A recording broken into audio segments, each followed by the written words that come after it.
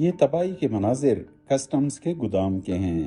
ضلع مستون کے علاقے لکپاس پر واقع اس گودام میں اتوار کی صبح ایک خوفناک آگ بھڑک اٹھی۔ آگ کی شدت زیادہ ہونے کے باعث اس کو بجھانے میں 24 گھنٹے سے زائد لگے۔ تو وہاں سے ہم 2 گاڑی لے کے یہاں پہ آیا ہے تو یہاں دیکھا ہے صورتحال بہت گمبھیر ہے، آگ بہت حد سے زیادہ تھا۔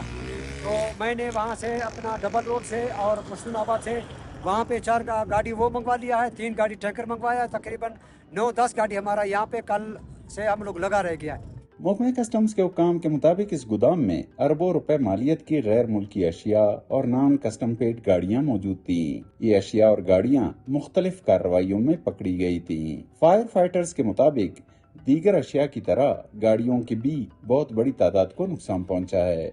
وہاں پہ حد سے زیادہ گاڑیاں تھا اور سامان حد سے زیادہ تھا، اس میں چھالا تھا، دوسری چیزیں، ان کے مٹیریل بہت زیادہ تھا اور گاڑیاں بھی بہت زیادہ تھا۔ گنتی تو نہیں ہو سکا مگر 200-250 سے زیادہ گاڑیاں۔